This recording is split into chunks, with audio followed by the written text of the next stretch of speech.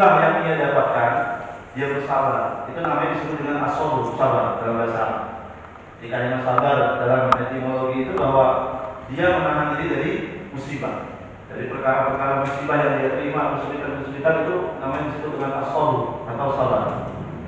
Kemudian ada lagi yang berkaitan dengan syawabrun, iffah. Ini iffah, maaf ini kok.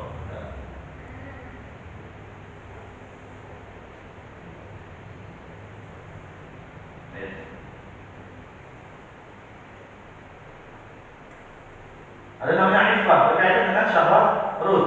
Nah, ini syahwat perut, syahwat iffah itu menahan diri dari meminta-minta selain kepada Allah Subhanahu wa Ta'ala. Ini syahwat kita ya.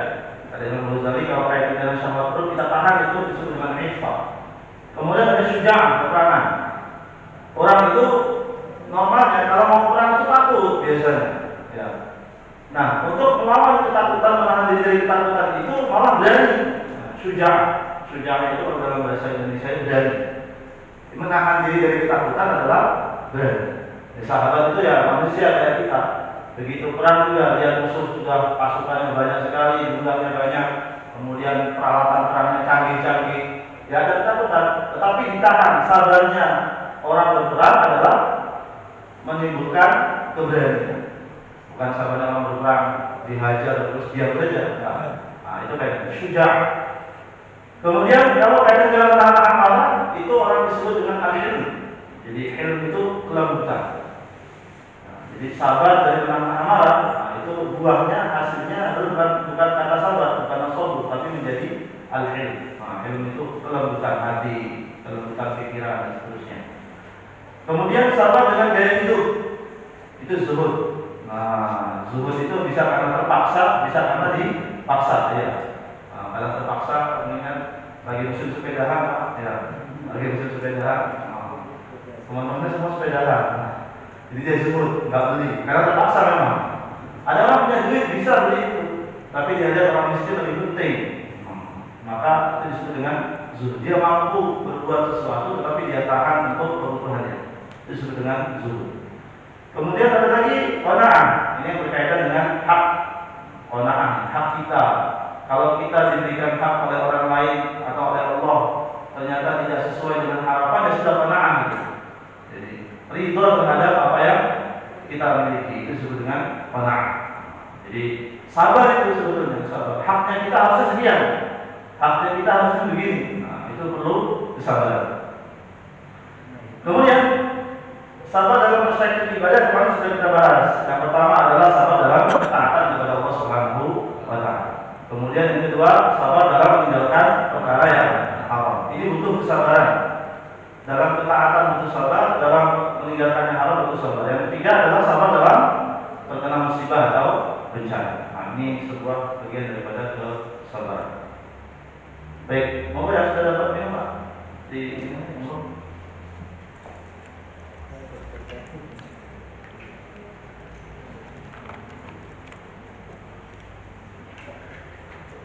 Kemudian kemarin kita bahas mengenai hukum bersabar. Ya, ada hukum wajib. Sabar bisa wajib kalau itu sabar dari perkara yang haram. Itu wajib kita. Sunnah, sabar dari sesuatu yang dia benci atau yang dia tidak suka. Nah, ini sunnah. Kemudian bisa jadi makruh, sabar dari sesuatu kesulitan yang didapatkan dari jalan yang makruh menurut syariat, seperti mempercepat melakukan kebaikan. Nah, jadi yang harusnya kita bisa melakukan satu kebaikan itu jangan ditahan, tetapi harus segera dilakukan. Kalau sabar seperti itu makruh hukumnya. Hari ini ada bencana di mana? Di Sulawesi. Manjeng ini, Mamudiu dan lain-lain itu. Kita mampu untuk memberikan bantuan. Nanti dulu lah. Nah, itu kalau sudah menahan itu makruh hukumnya. Kalau bisa kita berikan sekarang, kita berikan sekarang. Ada keluarga kita yang ada tetangga kita yang lapar, yang tidak punya pakaian, atau ada orang di jalan butuh berteduh, kemudian butuh makanan, kemudian kita nanti aja lah. Nah, itu sabar dalam perkara yang hukumnya adalah makruh. Kenapa? Karena itu yang harusnya kita bisa bercepat, tapi kita tidak lakukan. Kemudian ada sabar haram, sahabat yang membayangkan agama, sabar yang membahayakan keluarga. Istri kita yang diperkosa, sabar saja. Anak kita perkalian orang, sabar saja, dan seterusnya. Nah ini penting. Jadi dari keluarga bahkan diri sendiri. Nah kata Imam Al-Ghazali, derajat orang-orang sabar itu ada beberapa. Yang pertama ada derajat ahli taubat. Apa itu? Meninggalkan syahwat. Ini derajatnya orang sabar. Jadi kalau hari ini kita sabar kalau hanya meninggalkan syahwat, itu baru pada derajat orang ahli taubat. Kemarin taubat itu apa? Kembali kepada Allah Subhanahu wa taala dari jalan-jalan yang tidak diridhoi oleh Allah. Nah, ini kalau sabar kaitannya dengan syahwat seperti itu. Kemudian ahli zuhud, ridho terhadap takdir yang ditetapkan untuknya. Nah, ini sabar dan ahli zuhud lebih tinggi lagi daripada ahli taubat. Ahli zuhud itu ridho, apa saja ketetapan Allah, ridho. Ridho itu ya diridho-ridhokan, pokoknya ridho. Nah, ridho itu ya rela, kira-kira begitu. Yang paling tinggi lagi ada sabar siddiqin. Orang-orang siddiqin, orang-orang yang jujur, orang-orang yang luar biasa ini di atas derajatnya ahli zuhud. Bagaimana sabar mereka? Cinta dengan segala keputusan Allah Subhanahu wa taala. Dia bukan lagi itu, cinta saja. Pokoknya apa saja yang keluar dari perintah Allah, apa saja yang keluar dari takdir Allah, dia cinta, bukan lagi itu, cinta. Kalau ridho itu kan masih ada terpaksa, ya. Ridho itu ya terpaksa ya, sudah. Nah, itu ridho namanya. Nah, ini dia betul-betul apa? Betul-betul cinta. Seperti kita mendengarkan kekasih, istri kita. Pokoknya apa yang keluar dari istri kita sebelum nikah aja ya biasanya. Sebelum nikah apalagi kalau kemarin baru kayaknya semuanya bagus semua. Tapi kalau sudah 10 hari, 1 bulan itu hanya gitu. Bicaranya kan, kalau baru nikah kan, bangun saya sudah punya anak, bangun.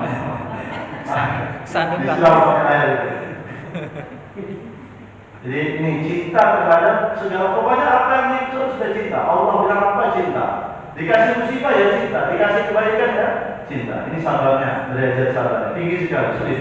Ini derajatnya sedikit para nabi-nabi dan orang-orang soleh. Nah, sabar pada perkara yang sesuai dengan syahwat. Ini yang paling berat. Sabar kalau terhadap musibah itu biasa kita sabar.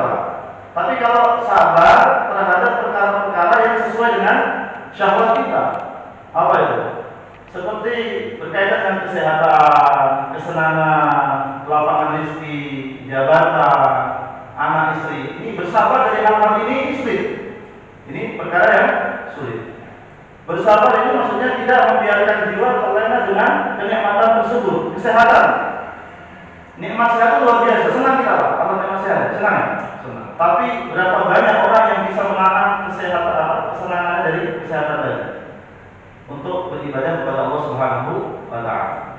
Orang sehat itu kebanyakan lupa kepada Allah, sholatnya mulai tidak teratur, kemudian dikir-dikir yang mulai tidak teratur. Kalau aku sakit, wah dikir terus luar biasa. Nah, ini kita kadang sering lalai, sering tidak sabar ketika menghadapi kesehatan. Kemudian juga begitu, kesenangan. Sedang senang itu tiba-tiba ingat mati gitu. Tiba-tiba ingat kepada Allah Subhanahu wa taala. Tiba-tiba ingat kepada orang-orang yang diberikan Allah kesulitan. Itu sulit sekali. Lapangan rezeki juga begitu Pak. Lagi punya banyak harta, lagi miskin itu sedekahnya luar biasa. Ya, dia punya duit gajinya 100.000, sedekah 50.000, 50% ya dari harta yang dia miliki. Sudah kaya Pak, sulit Pak. Makanya orang miskin itu kesempatannya untuk bersedekah lebih besar itu lebih besar dibanding orang kaya. Karena kalau dia punya 100.000, kemudian dia sedekahkan 50.000, berarti dia sedekah berapa? Setengah hartanya. Sekarang Bapak punya uang 100 juta, ada berapa? 50 juta disedekahkan langsung. Sulit Pak, berat. Ya. Nah ini penting. Jadi ketika lapang rezeki, jangan hanya susah kita sedekah, begitu lapang rezeki, sedekahnya sama 50.000 juga. Padahal peningkatan kualitas rezekinya sudah naik. Kemudian begitu juga jabatan. Banyak orang ini yang sudah punya jabatan luar biasa lupa. Padahal jabatan itu cuma sebentar saja. Mentang-mentang punya jabatan, mentang-mentang benteng, semua yang tidak berseberangan ditangkap semua. Semua ya, yang bertentangan dengan dia dihajar semua, masuk ke penjara. Nah, ini bahaya. Nah, ini sabar ketika mendapatkan jabatan tersebut. Apalagi ketika jabatan itu didapatkan dengan cara rame-rame gotong royong. Coba tahu? Ya, ada jabatan yang diberikan itu dengan cara gotong royong. Ya. Ya, nanti udah artinya nanti ketika dia menjabat itu minimal dia harus ngomelin orang yang angkat dia itu. Iya, Pak. Karena gotong royong. Itu sabar susah ya. Karena habis lagi duitnya untuk ya para anggota DPR misalnya. Habis duitnya untuk kolega. Kurang duitnya akhirnya dia korupsi dan seterusnya. Pinjam dulu. Ya, harus ada kurang untuk membiayai kolega-kolega ini. Anak juga begitu. Anak kepada anak kita bersabar. Istri juga begitu, Pak. Satu istri saja luar biasa harus sabar. Bagaimana punya banyak istri. Sabarnya luar biasa. Maka Syekh Syahal berkata apa? As-sabru 'ala al-'afiyah asyaddu min as-sabri 'ala al-bala. Sabar atas kesehatan itu lebih dahsyat, lebih sulit daripada sabar ketika terkena bala, terkena musibah. Itu lebih sulit, Pak. Kenapa? Dan wala maqutiha Allah dunia ala sahabat radhiyallahu anhum qalu. Jadi ketika dunia dibukakan kepada para sahabat, ini sahabat ini dikatakannya, Pak. Bukan masyarakat Sawajan, sahabat. Kata Syekh Sahal ini dia mengatakan sahabat itu ketika dibukakan oleh mereka dunia. Dulu kan mereka sulit sekali. Ketika Rasulullah meninggal sudah Syam terbuka, Irak terbuka, Mesir terbuka, kemudian Persia terbuka, Romawi terbuka semuanya. Itu dunia datang banyak sekali. Maka para sahabat bagaimana? Kalau mereka berkata ibtalaina bi fitnatil darra wa sabarna. Ketika kami diberikan cobaan tentang kesulitan itu, susah payah, kelaparan, bahkan Abu Hurairah berapa kali beliau itu pingsan. Kemudian Bilal bin Rabah berapa kali beliau luar biasa kelaparan dan seterusnya. Kami sabar, mampu kami sabar. Tetapi kata mereka, wa tawayna bi fitnatis sabr alam muslim. Ketika kami diberikan fitnah tentang ujian tentang kebahagiaan, berlimpah harta, maka kami tidak bisa sabar. Ini pentingnya sabar ketika dalam keadaan senang, dalam keadaan lapang dan seterusnya. Ini yang paling berat. Maka Allah firmankan, inna min azwajikum wa awladikum aduwwan lakum fahdharuhum. Sesungguhnya di antara istri-istrimu dan anak-anak kamu adalah musuh bagimu, maka jauhilah mereka. Jadi di antara anak-anak kita tuh nanti pasti ada yang ujian untuk kita. Ada kemarin minggu lalu datang konsultasi kepada saya bahwa ini gimana nih, saya sudah haji, saya sudah haji, anak-anak saya tidak ada yang mau sholat, anak-anak saya tidak ada yang mau sholat, bahkan ada yang pintar di UGM pakai metal, rambutnya panjang, ya pakai tangannya bolong-bolong, sukanya ngeband, padahal ini haji. Maka saya bilang ya cuma satu, sabar, karena saya juga belum pernah alami kan, sabar. Itu pasti ada runtutannya, banyak variabel. Kalau dia tanya, jangan sampai bilang salah saya apa, dosa saya apa, merasa nggak punya dosa, padahal dosanya banyak. Mulai dari beliau masih muda, saya bilang ingat Pak, mulai dari muda, kemudian pranikah, pasca nikah, kemudian tata cara nikahnya itu banyak Pak variabelnya. Kalau hari ini kita punya anak yang bengis atau yang gering luar biasa, itu jangan cuma dilihat sekarang. Dilihat variabelnya sebelumnya Pak. Dulu ketika kita kecil itu gimana? Iya. Bapak ibunya gimana? Pranikah itu gimana? Pranikah itu kan belum sah tuh. Kadang sudah dibawa ke sana, dibawa kemari. Kemudian waktu nikah gimana? Sekarang banyak orang nikah itu nggak sholat. Itu saya perhatikan. Karena mulai mau akad subuh ya, akadnya subuh ya, jam 6 atau jam 7 akadnya. Riasnya sudah dari sebelum subuh. Dia Pak, mau subuh nggak bisa pakai rias. Mau gimana? Akhirnya nggak sholat subuh. Ya. Setelah itu siang resepsi, zuhur nggak sholat. Asar masih ada tamu, asar nggak sholat. Maghrib kecapean. Bisa kalau biasa. Coba bayangin, masih merasa tidak punya dosa. Dosa saya apa Pak? Saya begini. Jangan dilihat hajinya, haji kan baru kemarin. Tapi variabelnya itu banyak. Variabelnya banyak. Jadi itu salah satunya. Kita akan diuji dengan itu dan harus sabar. Siapa tahu setelah meninggalnya kita dia baru taat dan seterusnya. Maka innama amwalukum wa auladukum fitnah. Kata Allah dalam Al-Qur'an. Sesungguhnya harta kalian, anak kalian ini adalah ujian bagi kita. Nah, ini penting. Baik, itu yang kaitan dengan masalah sabar. Jadi Imam Ghazali. Kita masuk pada hadis yang kemarin, hadis yang pertama. Hadis yang ke-25. Bismillahirrahmanirrahim. Allahumma shalli wa sallim wa barik ala nabiyyika sayyidina Muhammad wa ala ali sayyidina Muhammad. Wa Nabi Malik al-Harith bin Asim al-Asy'ari qala, dari Nabi Malik al-Harith bin Asim al-Asy'ari qala, dia berkata, qala Rasulullah sallallahu alaihi wasallam, Rasulullah sallallahu alaihi wasallam bersabda, at-tuhuru syatrul iman. At-tuhuru syatrul iman. Kemudian bersuci adalah separuh daripada iman. Walhamdulillahi tamla'ul mizan. Alhamdulillah adalah memenuhi timbangan. Wa subhanallahi walhamdulillah. Maha suci Allah, walhamdulillah, dan segala puji bagi Allah. Tamla'ani, keduanya itu memenuhi, atau tamla'u, atau memenuhi ma baina samawati wal ardh, di antara langit dan bumi. Kalau seandainya kalimat subhanallah walhamdulillah berbentuk satuan, berbentuk berbentuk benda, maka dia akan memenuhi langit dan bumi. Kenapa begitu? Karena yang pertama adalah posisinya kalimat subhanallah, mensucikan Allah Subhanahu wa ta'ala. Ini perkara yang besar. Mensucikan Allah dari sifat-sifat makhluk, mensucikan Allah dari apapun, dari kekurangan dan sebagainya. Ini yang membuat timbangan atau pahalanya itu memenuhi langit dan bumi. Kemudian setelah itu, setelah mensucikan Allah, kata para ulama, ada kalimat memuji Allah Subhanahu wa ta'ala. Walhamdulillah. Jadi kalimat besar. Kemudian sholat nurun. Sholat ini adalah cahaya. Cahaya. Jadi sholat ini akan menuntun orang tersebut pada kebaikan. Jadi cahaya. Bahkan kata para ulama, orang ahli sholat itu mukanya bercahaya. Bisa dilihat, orang ahli sholat itu mukanya sama-sama bercahaya, walaupun dia hitam sama sekali. Dulu saya pernah cerita, saya punya teman itu orang Niger Somalia, itu Nigeria itu hitam tapi dia ahli sholat, ahli Quran, itu mukanya bercahaya, ada cahaya. Kalau sekarang ibu-ibu mau bercahaya dikasih apa itu namanya? Ada yang hitam, yang putih, ini bercahaya itu. Glowing. Apalah itu? Glowing. Iya, saya kaget itu ketemu beberapa ibu-ibu itu. Masya Allah, sekarang putih ya, ternyata pakai. Saya kira pakai ini, apa namanya? Iya, itulah. Jadi bukan itu, tapi bercahaya. Ada nur yang keluar dari situ. Dan sholat itu menuntun orang kepada kebaikan, mencegah dia daripada perbuatan yang inna sholata tanha 'anil fahsya'i wal munkar. Sholat itu mencegah daripada perbuatan keji dan munkar. Ini disebut dengan nur. Kemudian sedekah berharga. Sedekah itu adalah petunjuk atau tanda.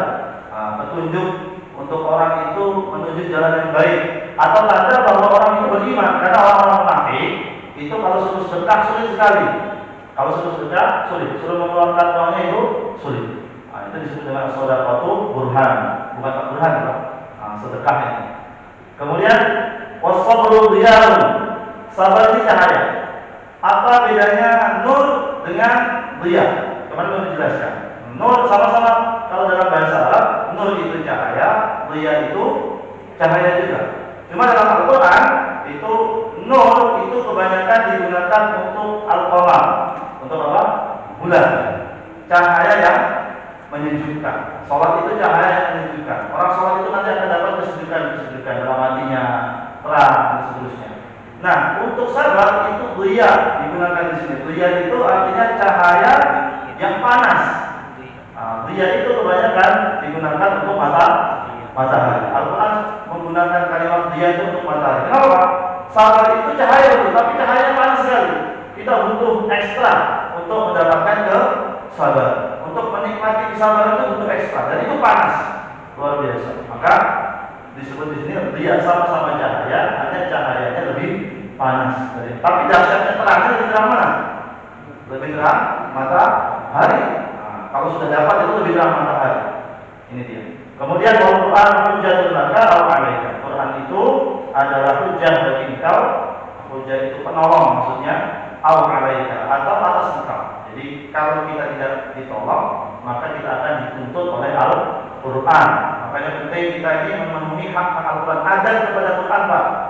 Adat kepada Al-Quran. Imam Nawawi itu punya kitab namanya At-Tibyan fi Adabi Hamalatil Quran. At-Tibyan tentang adab bagaimana bermuamalah dengan Al-Quran. Itu penting. Hari ini kita baca Quran tapi nggak belajar kepada Al-Quran. Salah satunya nggak belajar apa? Menaruh Al-Quran di bawah, Pak. Menaruh Al-Quran di lantai itu tidak belajar. Bahkan sebagian ulama itu mengharamkan menaruh Al-Quran di lantai. Kemudian membelakangi Al-Quran. Kalau madhab Imam Hanafi itu kalau dia belakang ada yang baca Quran ya, dia menghadap-hadapan. Jadi kalau lagi begini kan sok-sok gini. Makanya di Mekah yang pernah ke Mekah, yang pernah sholat di Mekah atau di Madinah, ada orang yang menghadap-hadapan. Nah, menurut mereka bahwa adab salah satunya kepada Al-Quran tidak boleh membelakangi Al-Quran. Tapi dalam pandangan ulama yang dimaksud membelakangi Al-Quran, membuang Al-Quran di belakang. Tapi mereka itu bagian daripada adab. Maka kemudian salah satunya menghormati ahli Quran, Pak. Itu sama adab kepada Al-Quran. Orang-orang ahli Quran itu kita hormati, hafiz Quran itu kita hormati. Hari ini sekarang hafiz Quran itu diremehkan betul. Bahkan dianggap calon-calon teroris misalnya. Itu tidak menghormati Quran. Nanti kita akan dituntut oleh Al-Quran. Jadi Al-Quran ini tidak hanya sekedar zatnya Al-Qurannya itu, tetapi orang yang menghafal Al-Quran itu harus dimuliakan. Dijadikan mereka imam, dijadikan mereka tempat bertanya, dijadikan tempat murojaah dan seterusnya. Itu berkaitan dengan Al-Quran. Tapi bukan di sini tempatnya, ini berkaitan dengan kesabaran. Kemudian hadis Allah Subhanahu wa taala, hadis ke-26 adalah dari Abi Sa'id bin Malik bin Sinan Al-Khudri radhiyallahu anhu, anna nasan min al-ansari sa'alu Rasulullah sallallahu alaihi wasallam fa'aqam. Bahwasanya beberapa orang dari kalangan Ansar, dari kalangan kaum Ansar, sa'alu Rasulullah sallallahu alaihi wasallam fa'aqam. Mereka meminta kepada Rasulullah dan Rasulullah memberikan apa yang mereka minta. Jadi mereka ada kebutuhan, mintanya kepada siapa? Kepada Rasulullah. Termasuk kata para alim ulama, kata Imam Ibnu Hajar, termasuk yang meriwayatkan di sini. Siapa? Sa'ad bin Malik bin Sinan Al-Khudri. Abu Sa'id Al-Khudri. Dia juga termasuk orang yang meminta kepada Rasulullah SAW. Makanya dia riwayatkan ini. Jadi beberapa orang dari kalangan Ansar datang kepada Rasulullah, meminta kepada Rasulullah SAW. Kemudian mereka diberikan apa yang mereka minta. Tsumma sa'aluhu fa'aqaw. Kemudian setelah itu mereka minta lagi, dan kami pun memberikan apa yang mereka minta. Kemudian hatta nafida ma'indah, sampai tidak ada habis apa yang ada di sisi Rasulullah SAW. Rasulullah tidak punya apa-apa lagi. Faqala lahum, maka Rasulullah berkata kepada mereka, hina anfaqa kulla syai'in biyadihi, ketika semua yang ada di tangannya disedekahkan, diinfakkan. Infak ini adalah perkara yang baik, disebut dengan infak. Memberikan harta untuk perkara-perkara yang baik disebut dengan infak. Maka ketika selesai memberikan apa yang beliau punya, maka beliau berkata, ma yaqumu 'indi min khairin falan adkhiluhu 'ankum. Apa saja kebaikan yang ada di sisiku, maksudnya harta yang ada di sisiku, tidak pernah aku sembunyikan, tidak pernah aku simpan untuk kalian. Jadi tidak pernah aku simpan dari kalian. Saya akan kasih semuanya apa yang diinginkan oleh kalian. Jadi Rasulullah itu hampir tidak pernah menyimpan harta. Bahkan beliau hampir tidak punya makanan untuk besok. Saking dermawannya Rasulullah sallallahu alaihi wasallam. Wa may yasta'fif ya'ifallah.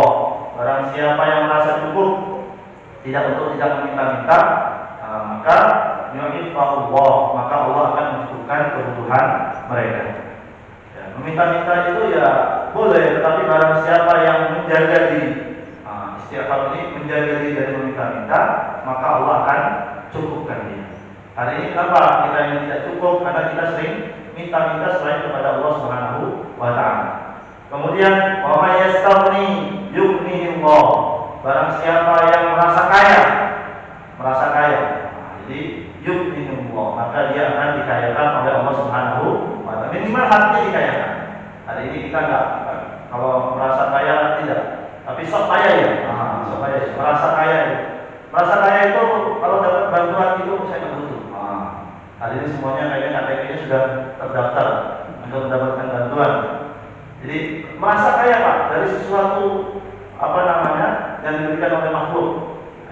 maka Allah akan berikan kita rasa kaya. Sahabat itu begitu. Sahabat itu dia nggak kaya banget, tapi cukup hatinya itu karena apa? Dia merasa kaya.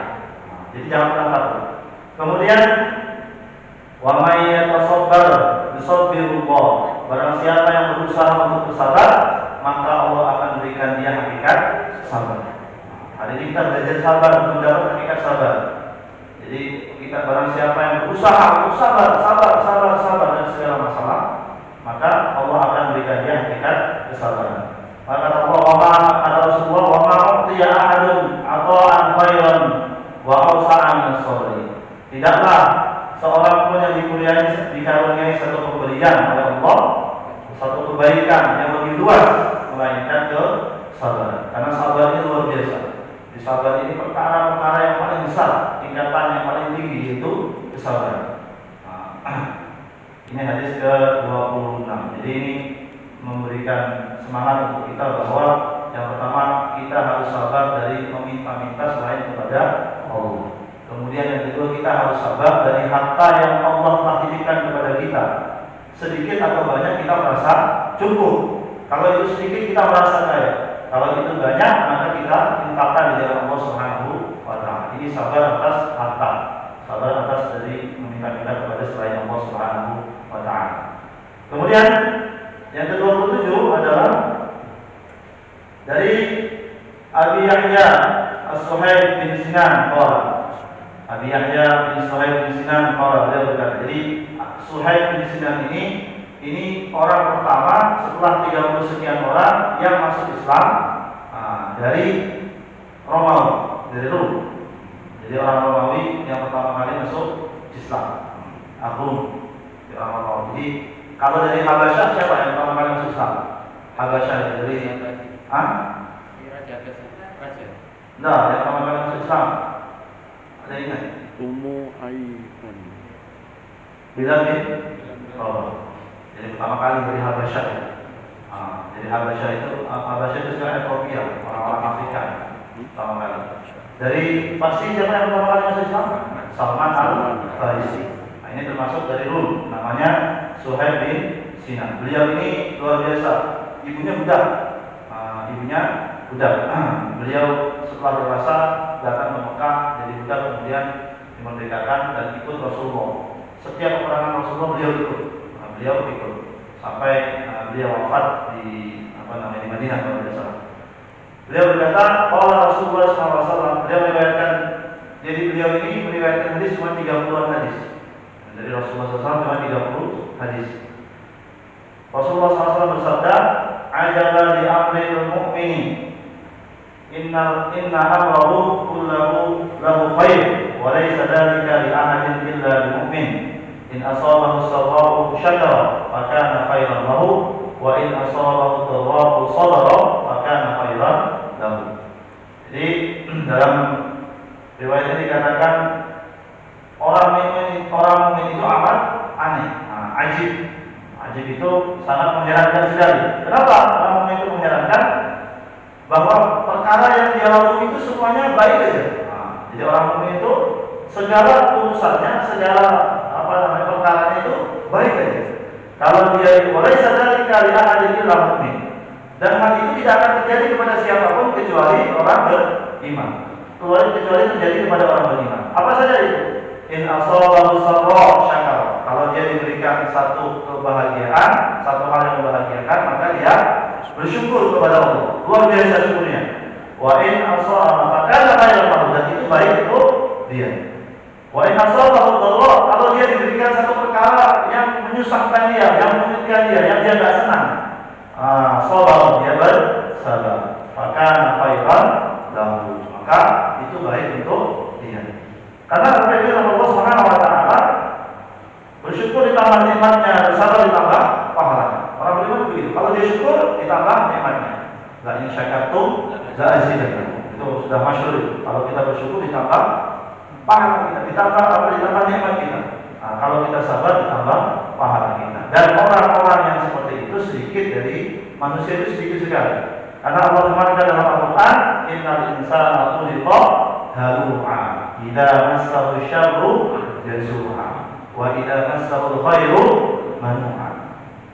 Jadi manusia itu tempatnya keluh kesah, ya, keluh kesah. Kalau dia itu ditimpa kesusahan, itu betul kesah dia.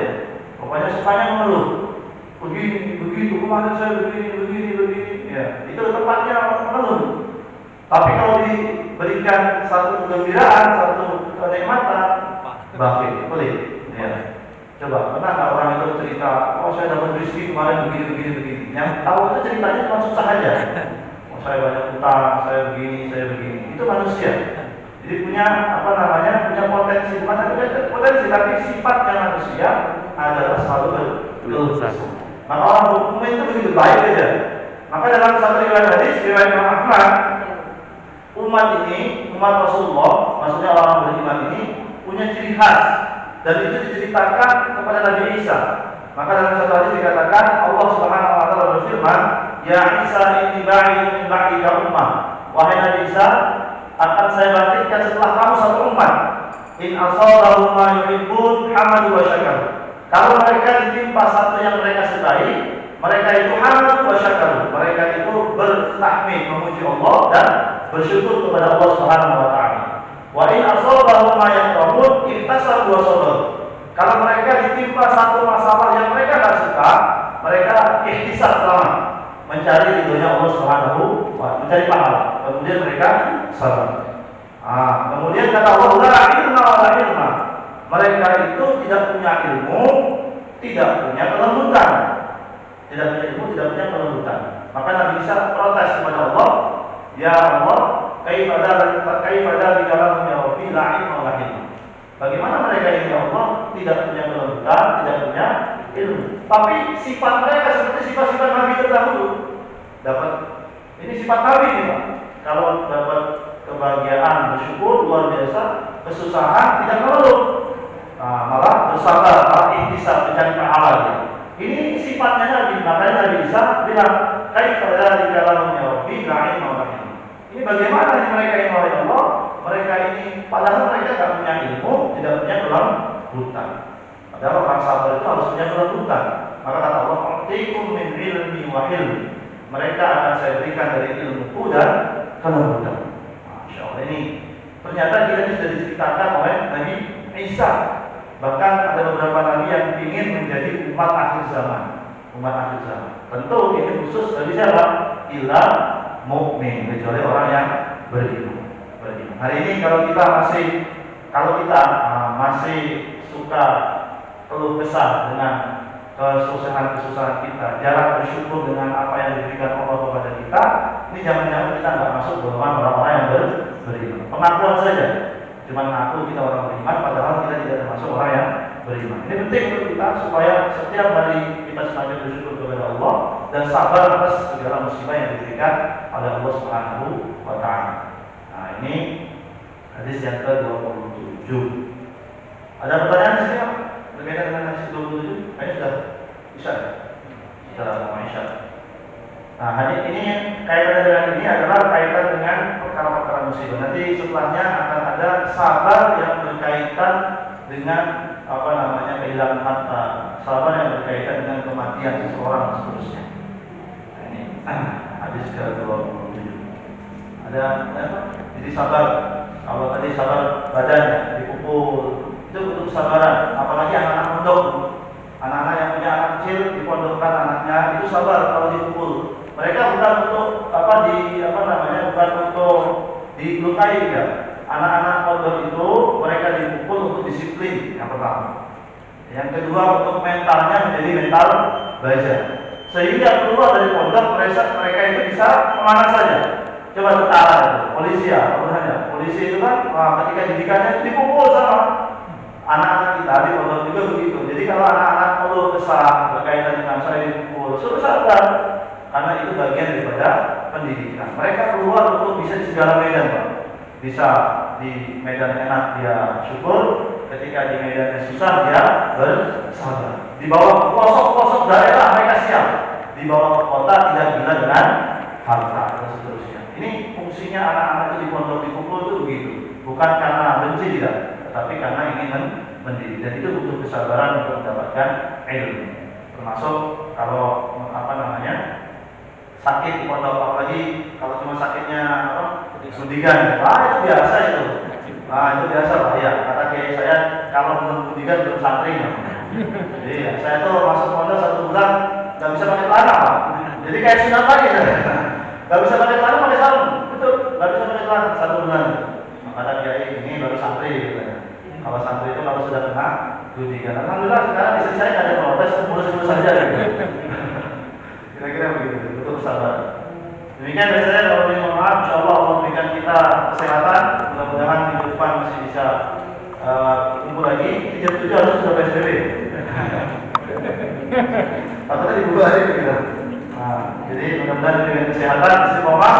Mudah-mudahan Allah Subhanahu wa taala berikan kita kekuatan iman, kekuatan kesehatan, dan diberikan imun oleh Allah Subhanahu wa taala.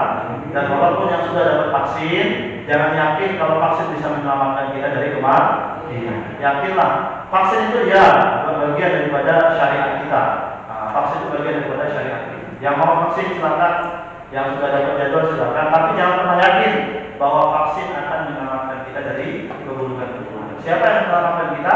Allah Subhanahu wa taala. Melalui vaksin Allah taruh di situ, tapi dengan vaksin juga bisa sehat, dengan vaksin juga orang bisa mati. Dan seterusnya. Jadi tidak yakin kepada benda, yakinnya hanya kepada Allah Subhanahu wa taala. Demikian dari saya nasihat ya untuk diri saya pribadi sebetulnya. Karena butuh juga vaksin, terutama vaksin kemiskinan. Ya. Demikian dari saya, mohon maaf, kita tutup dengan doa kafaratul majlis. Subhanallah wa bihamdihi.